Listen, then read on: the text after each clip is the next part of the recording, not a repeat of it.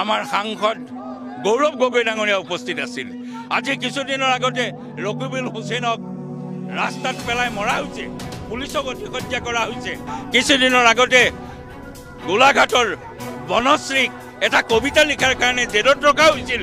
এনে এক অতিশয্যামূলক এই যি শাসনৰ ব্যৱস্থা কৰিছে, সেই শাসনত অসমৰ মানুহ অতিষ্ঠ হৈছে আৰু শান্তিপ্ৰিয় মানুহৰ মাজত এক সন্তাসজৰ্গৰ পৰিৱেশৰ সৃষ্টি কৰা হৈছে। আমি ৰিতম সিঙক গণদীপনমে বিনা চৰ্তে মুক্তিৰ দাবী কৰিছোঁ।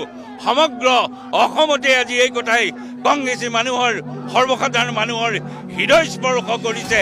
আমি চৰকাৰক হুঁচিয়াৰ কৰি দিব বিচাৰিছোঁ, এনেকুৱা এক অৱস্থাৰ যদি সৃষ্টি কৰে ভৱিষ্যতে অসমৰ শান্তিপ্ৰিয় মানুহক দোষী সাব্যস্ত কৰিব নোৱাৰিব।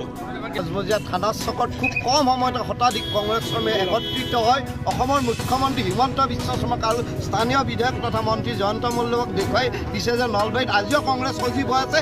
কংগ্ৰেছৰ যি উপৰি পুৰুষ যিসকলে ব্ৰিটিছৰ বিৰুদ্ধে গুলিৰ বিৰুদ্ধে যুঁজ দি ভাৰতক স্বাধীনতা আঙুলিছিল, কংগ্ৰেছৰ উপৰি পুৰুষ যিসকলে ৮০ৰ দশকত কেৱল মাত্ৰ তথাকথিত জাতীয়বাদীসকলৰ দ্বাৰা মাৰ লঘু লাঞ্ছনা হৈছিল, সেই কংগ্ৰেছৰ আজিৰ প্ৰজন্মই হিমন্ত বিশ্ব শৰ্মাৰ হিটলাৰী শাসনৰ বিৰুদ্ধে গণতন্ত্ৰক ধ্বংস কৰা শাসনৰ বিৰুদ্ধে যি ধ্বংসৰ অন্যতম উদাহৰণ আজি অসম প্ৰদেশ কংগ্ৰেছ কৰ্মী ৰিতম সিং ডাঙৰীয়াক কেৱল মাত্ৰ এটা টুইটত গ্ৰেপ্তাৰ কৰি কংগ্ৰেছ কৰ্মীসকলক ভয় খুৱাব খুজিছে। 2026ৰ আগত তেওঁলোকে যাতে একত্ৰিত হিমন্ত বিশ্ব শৰ্মাক উৎখাত খুৱাব নোৱাৰে, সেই যি ভয় খুৱাব খুজিছে, সেই ভয় যে কংগ্ৰেছ কৰ্মীসকলে খোৱা নাই। নলবাৰীৰ কংগ্ৰেছ কৰ্মীসকলে শতাধিক কংগ্ৰেছ কৰ্মীসকলে মাত্ৰ 1 ঘণ্টা দিয়াত একত্ৰিত হৈ অসমৰ মুখ্যমন্ত্ৰী স্থানীয় বিধায়ক তথা মন্ত্ৰী জয়ন্ত মল্লিকক দেখাই দিলে। আৰু অনাগত দিনত তেওঁলোকে যিমানে প্ৰত্যাহ্বান নকৰিব কিয় কংগ্ৰেছ কৰ্মীসকলে তেওঁলোকৰ এই স্বৈৰাচাৰী আৰু হিটলাৰী শাসন উফৰাই পেলাই 2026